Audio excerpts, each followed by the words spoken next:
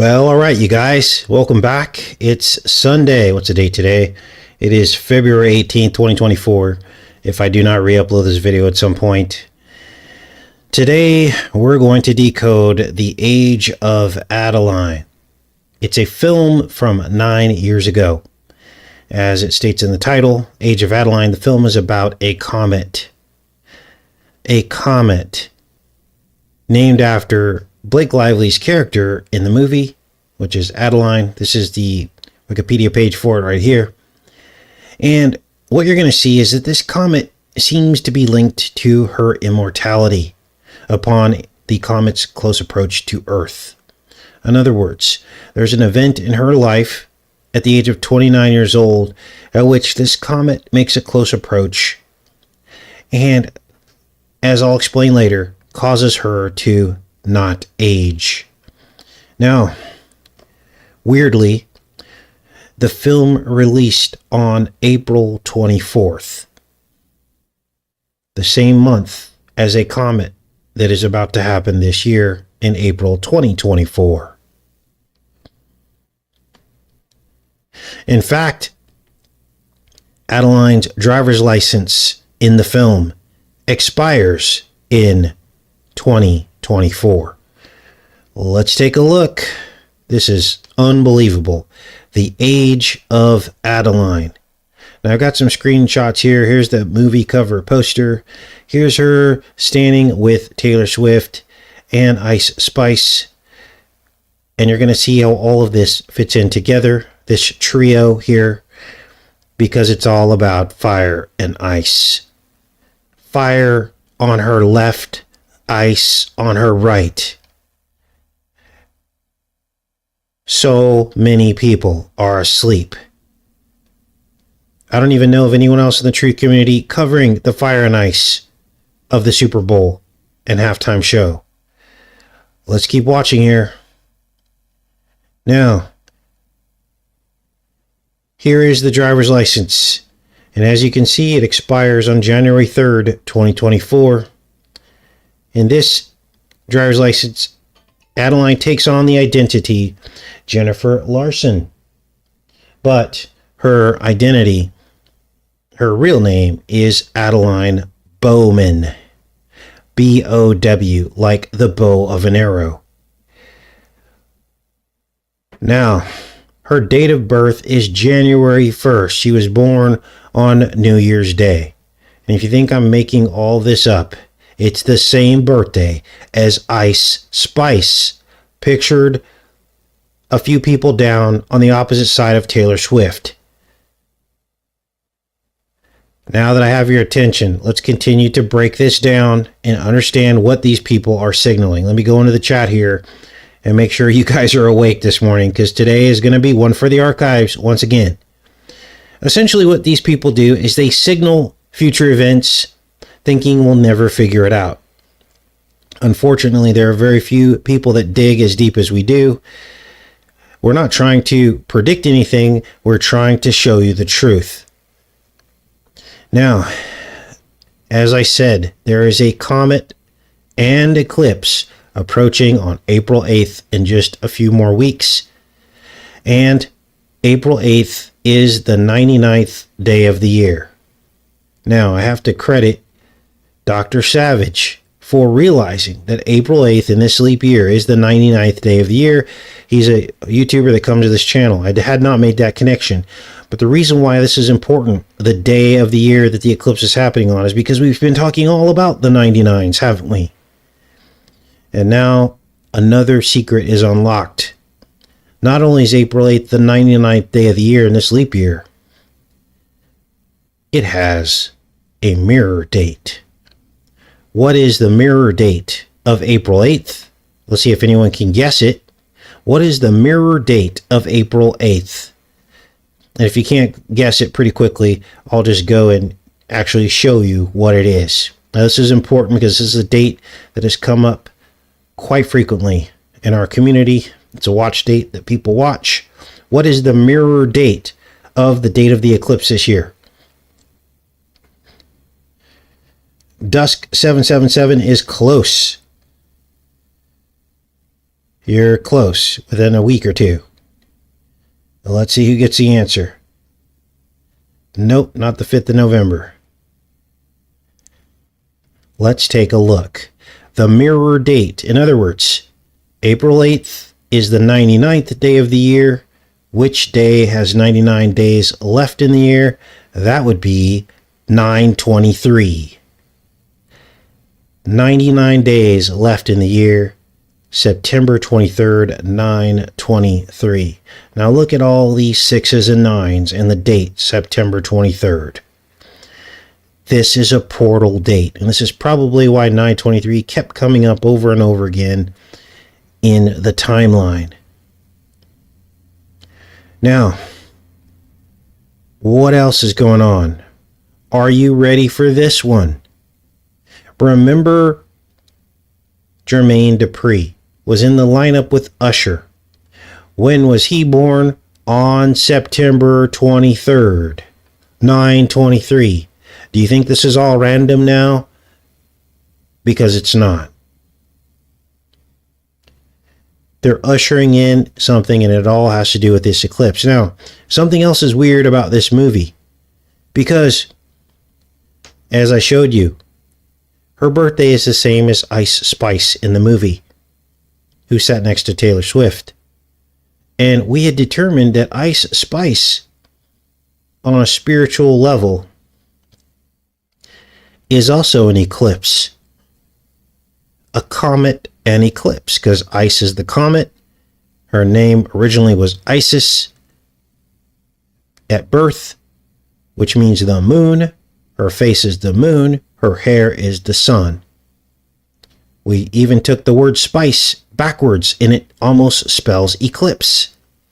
So there's some funny business going on here. It even says fire back here in this Gucci ad, which is also an eclipse. The Gucci symbol is the Vesica Pisces, which is an eclipse. So something is wrong, isn't it?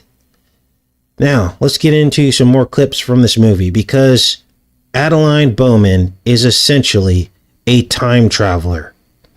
At times, she's a woman who never ages, spanning generations, and she has to keep changing her identity to avoid people recognizing her. And the theme that I got here as we get into these clips is that they walk among us. This is the theme in the Age of Adaline film. A person among us who is not who they say they are. And sometimes they can be recognized by people throughout different generations. Now, we've done some deep dives into actors from the classical age of film, the 1920s through the 1950s. And some of the similarities we found were simply stunning. One of them that comes to mind is Drew Barrymore's aunt, I believe it was. Looks almost exactly like her. Is this science fiction or is this real? So let's get into some more of the aspects of this film. So Adaline is coming up on her time to move, to get a new identity. She does it every 10 years. So she goes to a counterfeiter to get a new ID. And on it, we see the expiration date of 2024.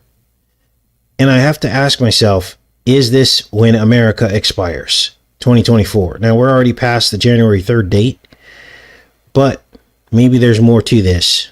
Let's play this out here.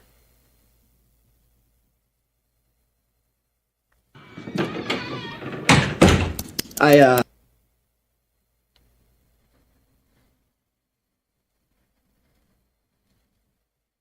finished the color steps in the digital printing last night. I pulled some line art from the internet. And look and printed the at this. This caught my eye. What do you see when you see that? And I'm trying to include you guys in these decodes more. It just gives validity to the work instead of me telling you what everything is.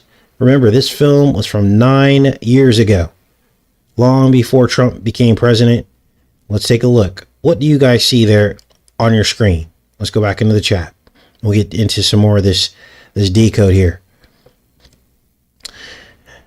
Batman. Very good. Thanks, Tonette. Thanks, Pokemonus. Awesome. So that is Batman. And we all know now who Batman is, right? Now let's keep going here because the narrator, there's a narrator in the background of the film, a man's voice.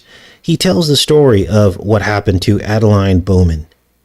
And February 17th date comes up, which just so happened to be yesterday. And that's the date that Adaline's first husband died. Let's take a look. Imperfections. 8 workers and 2 engineers lost their lives when a section of scaffolding fell through a safety net during construction of the Golden Gate Bridge. On February 17, 1937, Adaline was driving north to her parents' beach cottage, 10 months after her husband's death, when something highly unusual occurred. Something almost magical. Snow fell in Sonoma County, California. Snow fell in Sonoma County, California.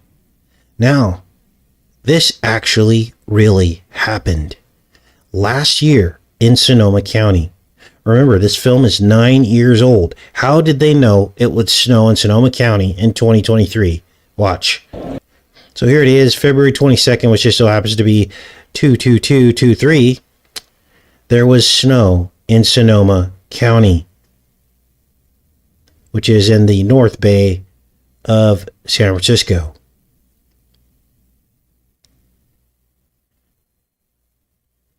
And here's where we get our fire and ice, because next what happens is Adaline goes off of a road into frigid water. So there's your ice, and it's inferred in this next part here that the closely approaching comet is the source of the snow and ice. And they infer that later in the film. But her heart is shocked back to life. And so there's your fire. The burning heart of fire.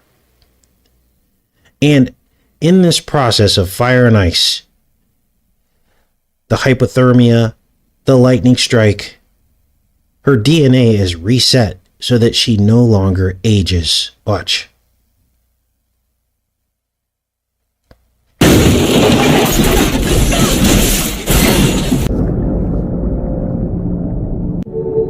The immersion in the frigid water, instantly stopping her breathing and slowing her heartbeat, caused Adaline's body to go into an anoxic reflex. Her heart stopped beating. Within 2 minutes, Adaline Bowman's core temperature had dropped to 87 degrees. Discharging 500 million volts of electricity and producing 60,000 amperes of current. A bolt of lightning struck the vehicle. At 8:55, first, the charge defibrillated Adaline Bowman's heart. Its effect was threefold. Now, this number 87 comes up quite frequently in this film. And believe it or not, it's actually her birthday in real life. 1987 is when she was born. Blake Lively was born. Now let's keep watching here because they're going to tell you what happens here. Second, she was jolted out of her anoxic state, causing her to draw her first breath in 2 minutes.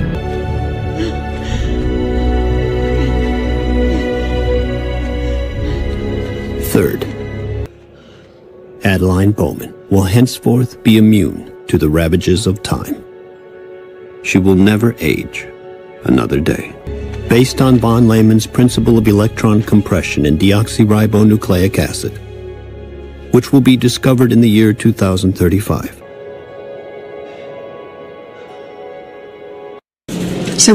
Now, if you're new to the channel, I mix up the scenes to avoid detection of the algorithms, okay? Pretty soon, that's not even going to work anymore.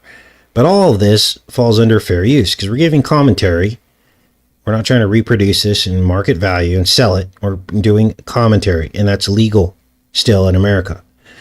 But this is why the scenes seem mixed up a little. I try to make it make sense, but this is the best we can do. But what this requires is lots of extra time editing. Okay, so let's keep going with this. So every 10 years, Adaline moves. On the anniversary of her first husband's death, which is the third week of February. When is the third week of February? Well, it's the first day. It's actually the last day of Lupercalia. Lupercalia is on the last day. It's February 15th. That's the first day of the third week of February. So essentially, this is when Adaline decides to move and change her identity every 10 years. Remember, Lupercalia is the rabid dog ancient Roman ludic festival. Let's take a look here. When are you moving back up? Third week in February. Right on schedule. Of course. Now, Adaline then meets a man that she finally thinks she wants to tell the truth about who she really is. And he takes her on a date, and they go underground, and he tells her the story of the 49ers. You can't make this up, you guys. In the first year of the gold rush, about 60,000 people came to San Francisco by ship. Downtown San Francisco was built right on top of them. Oh, I didn't know that. And a lot of them hightailed it straight into the hills, leaving their boats behind. Hundreds of boats were left on shore. Now, then we get our first X mentioned, the letter X, which of course represents the crossing eclipses and the comet that's coming up in a few short weeks. Remember, everything is X right now. And in this scene, the way Adaline makes her money is that she invests in things long term that surpass even lifetimes. In this case, she invested in Xerox, the copier company. Watch. Well, what do you know? They've changed the name. They're now called... It's Greek. It's pronounced Xerox. Xerox. What the heck? It starts with an X. The two have to be connected. In other words, when this film was made 9 years ago, it was made in anticipation of this specific eclipse and comet. Now, they talk more about the comet here, as Ellis describes a comet that his father discovered, which was supposed to come back every 81 years. 9 times 9 is 81, and this comet is approaching very close to the eclipse, which is on the 99th day of the year. Let's keep watching here. My dad, on the other hand, has his head in the stars. His claim to fame was that he discovered an unusual comet. He's an astronomer. So, based on his calculations, it would pass by Earth in the winter of 1981. Did it? No, but that didn't stop us from looking for it every year. My dad is still looking. It's kind of a ritual we had when I was growing up. Yeah, you remember the comet I told you about, the one that my dad discovered? He named it Della C 1981, after my great aunt, Adele. What would happen first? Dad loses in Trivial Pursuit, or Della finally appears? Della.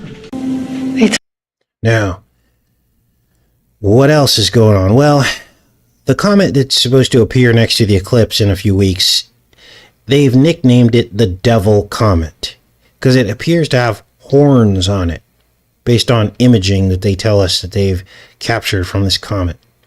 And the comet, the Devil Comet, its cycle is 71 years, not 81 years like in the film. Anyway, the film infers that Adaline is essentially the comet, or whatever was in the comet makes up or has changed Adaline in some way to where she can now live forever. So, later in the film, she comes back around. The comet returns. How does it return? It comes back to Ellis' father. Remember, Adaline's the comet. What do I mean? Well, Adaline had fallen in love with Ellis' father decades and decades ago, and he instantly recognizes her. as his son had fallen in love with the same woman. So something in the comet is what they are saying will change people. Now, Adaline then takes Ellis on a date to an indoor drive-in theater in San Francisco, where we get this mention about bioluminescence, which of course will be a component of all of this deception as well. Talked about bioluminescence at length. Let's listen to what she has to say here. Della. They took the time to create the constellations. Isn't it beautiful? She had photoluminescent filaments installed.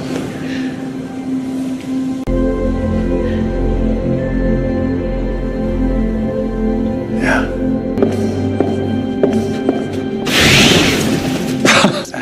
The better our instruments get, the farther we can see. But not into the future, into the past. The events whose light hasn't even reached us yet. The great paradox of all this is that Plato believed that every soul has a companion star it returns to after death.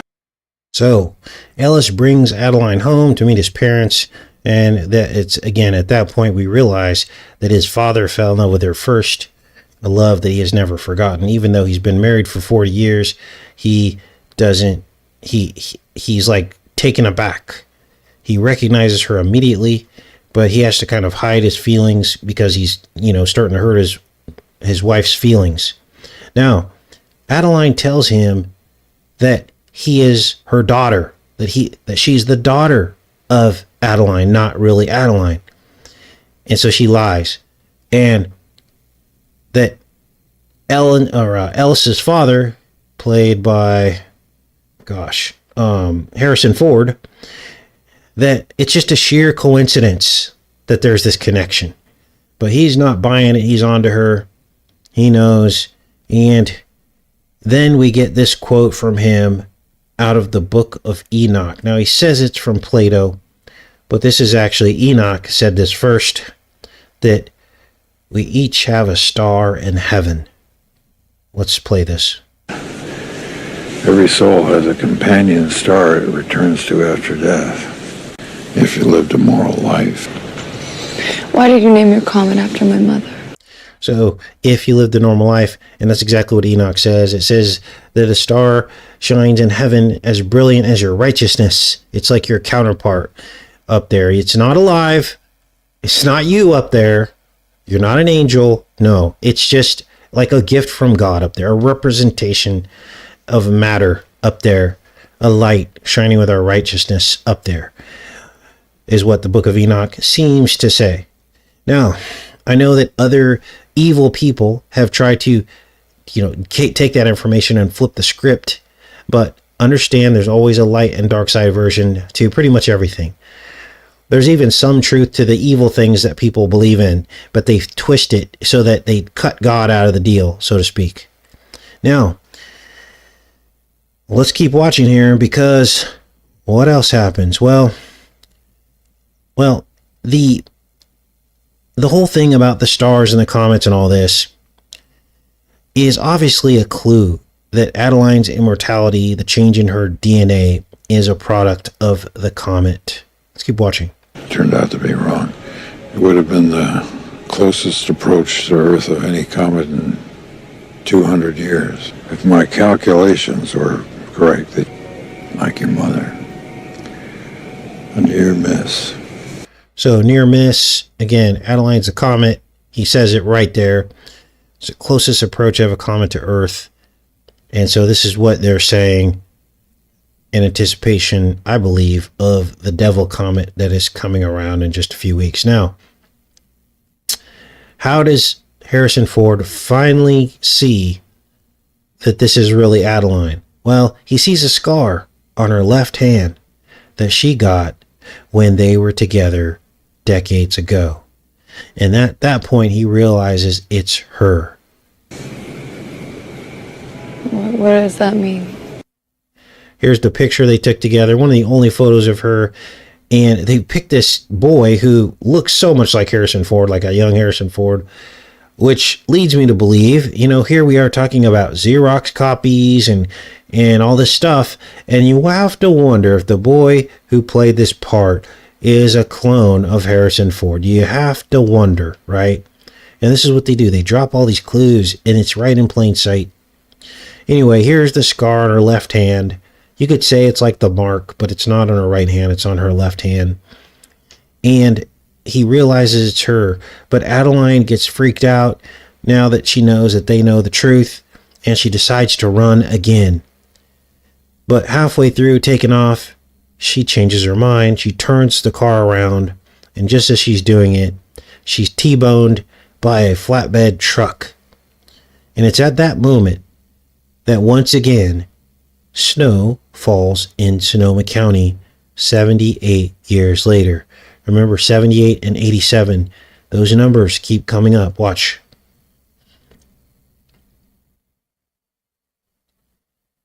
A stray meteor hit the moon in 1178. The resulting concussion would cause extreme tides. The moon is responsible for much of what takes place on the surface of the Earth, causing an increase in the amount of molecular ionization in the atmosphere.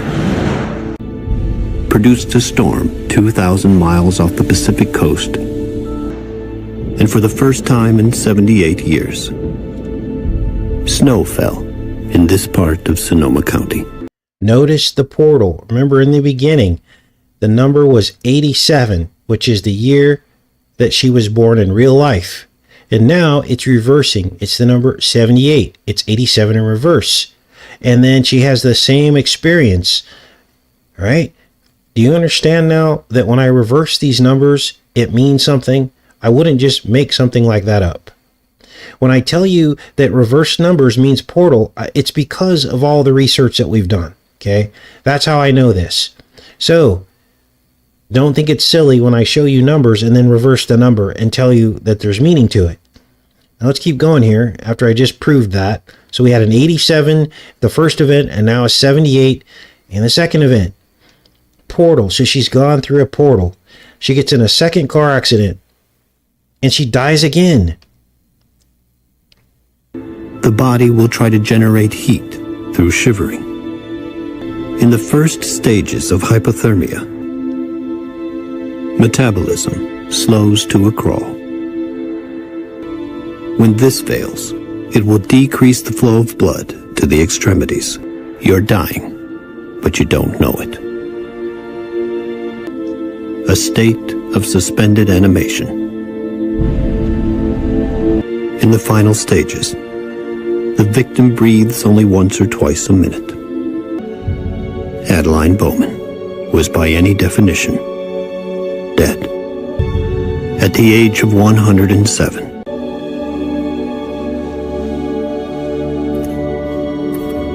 The telomere structures in her genes regained their pliability, causing her to resume the natural course of aging.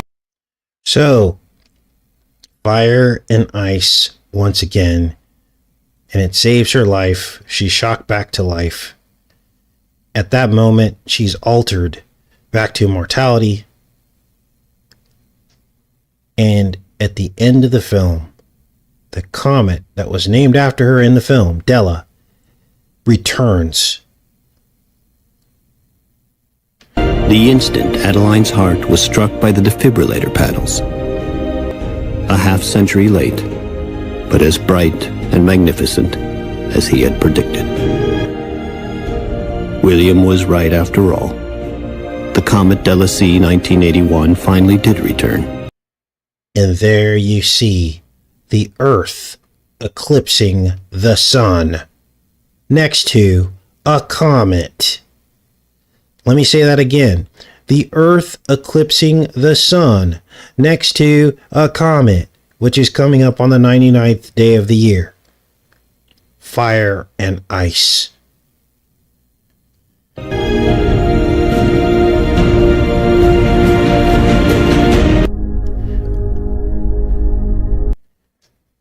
Now,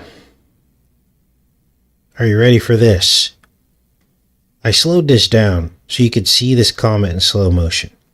And you could argue that it has the typical 3 prongs of the devil comet. Or it could just be, maybe that's just what we're seeing.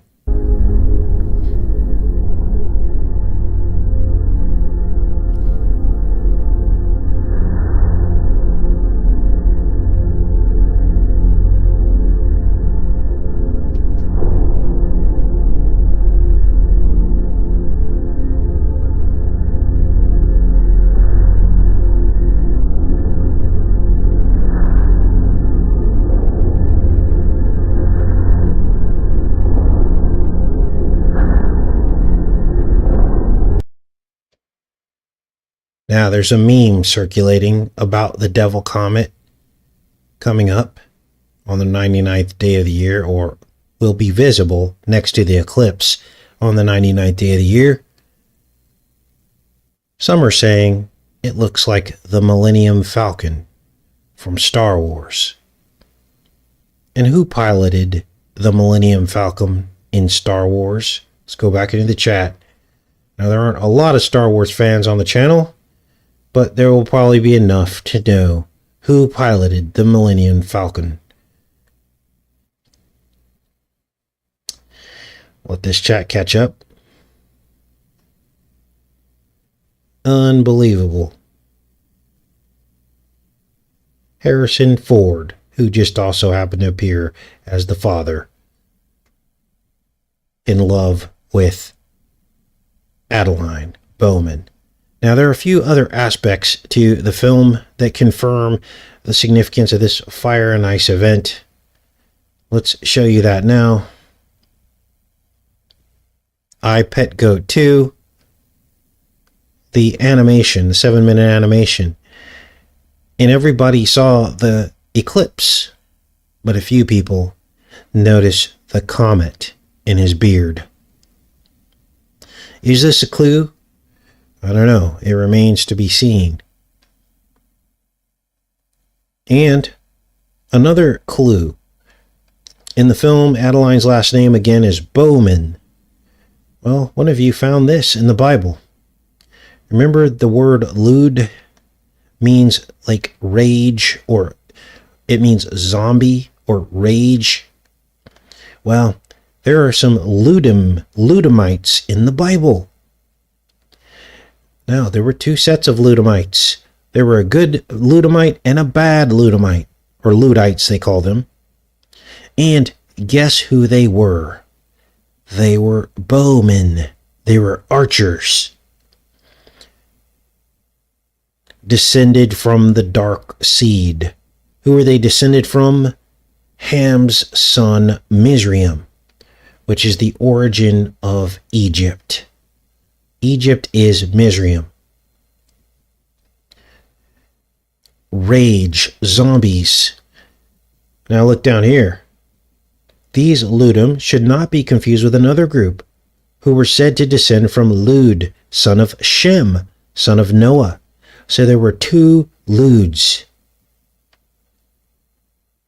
Someone mentioned a quaalude because it quells the lewd, or it quells the rage and puts you in a beta state. And maybe that's why they named them quaaludes. So, word etymology is very, very important because it tells you what these people are up to. Now, tomorrow is a surprise decode. I don't want to give it away, but needless to say, one of you, once again, found a zombie riding on a comet in a TV series, a popular TV series. There was also, I went through the whole episode already, there's pretty specific fire and ice symbolism in the episode against the backdrop of the end of the world, the apocalypse. There are preppers described in the episode. That will be tomorrow's show. Then on Tuesday, another one of you found a comic. The comic, Donald Trump building a wall. The problem is that this was all the way back in 1990 when he was 44 years old. Do you think he might be a time traveler? I don't know. I don't know what the heck's going on, you guys. I just see this stuff and report it, and I try to share everything that you guys send to me and report on it and put it all together.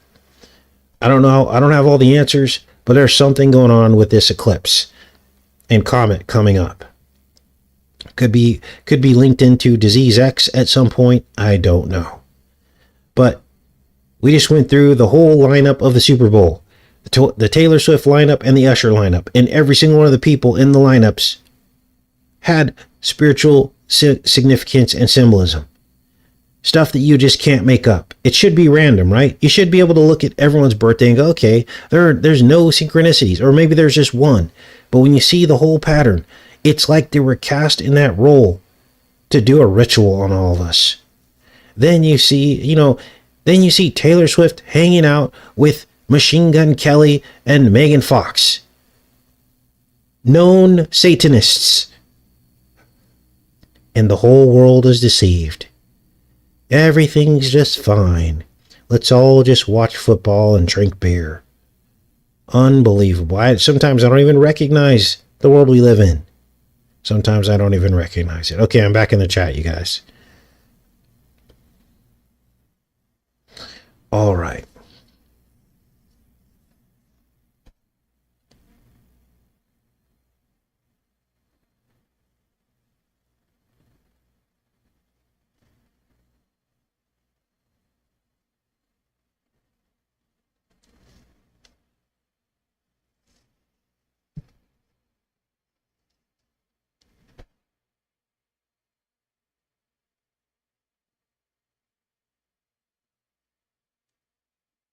Have I decoded Birdcage? Yeah, we did Birdcage.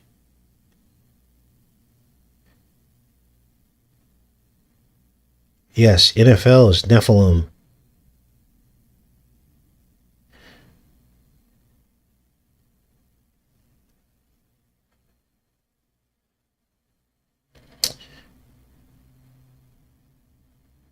Now, there may be a period of time before Jesus returns where you're going to have to hunker down, right?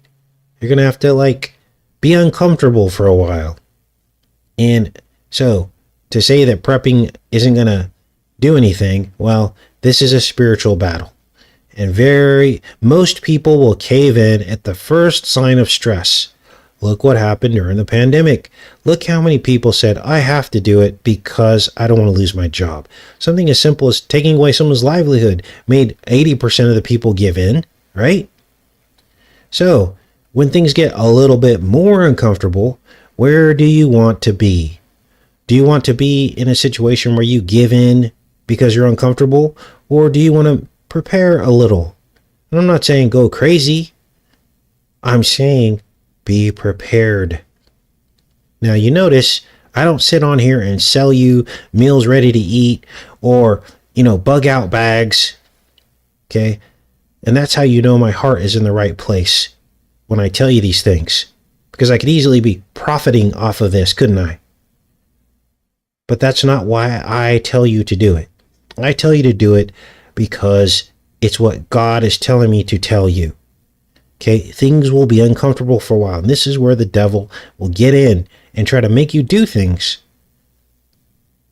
or make you forsake the Lord. Look what happened to Job. Job had to go through a very uncomfortable time for a long time. And his wife kept telling him to curse God and die. Now, there was no way for Job to prepare for what was going to happen to him, right? But there are other examples in the Bible where God did tell people to prepare in many different ways. There were even people that went into disguise. The Lord said, disguise yourself. Other times he told Noah to build an ark. The biblical precedent is to prepare on some level for the hard times. Even the 7 years of famine and storing up the grains. Okay? So don't give in to people who gaslight you about trying to be prepared. And don't give in to the crowd that says, oh, you don't have to worry. We're all going to get raptured out before all that happens. We're free from that. So you just have faith. That's not biblical. The Bible says, be prepared on some level, spiritually and physically, because hard times will come and you got to be prepared on some level. Anyway, you guys, in the end of it all, if we endure until the end, then we are in eternity, aren't we, with the Lord? So we don't have to worry when it's all said and done. But a lot of people are not prepared on any level. They just live their life, and what happens then is then they don't think anything's wrong. They're like, you know what, I don't want to look at this stuff. I don't want to even think about this. I'm just going to go watch football and celebrate my holidays. And they're doing all the things that upset God. They're actually working for the beast and for the system. And being tricked into doing things that they shouldn't be doing. And that's all. So, anyway, I love each and every one of you. And I hope this video reaches as many people as possible. I know you guys are doing your best, but, you know, we got the boot on the neck. And yes, we haven't lost our channel in a long time, but everybody knows this channel is underwatched compared to the rest of the truth community. So I don't know what we need to do to change that, but it is what it is. And we're just going to keep doing God's work and defeating the enemy every single day, exposing the enemy so that people can wake up and stop investing in this system and instead invest in making it through tough times that are to come. Nobody should be getting 30-year mortgages right now. Nobody should be in a bunch of debt. Nobody should be thinking that your job's going to last forever. You should be preparing for a future where all those things could go away. Right? And that's biblical. Again, Jesus and his followers. I don't just say these things. I wouldn't tell you things that aren't biblical.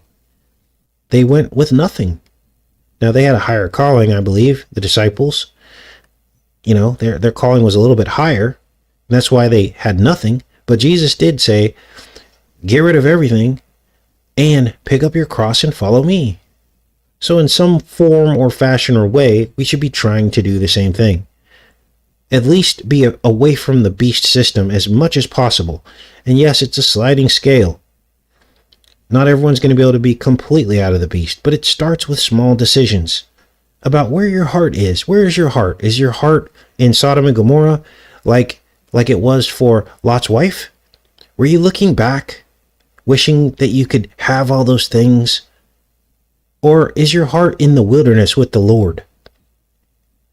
You guys, the movie theater here where I live is the size of a big screen TV.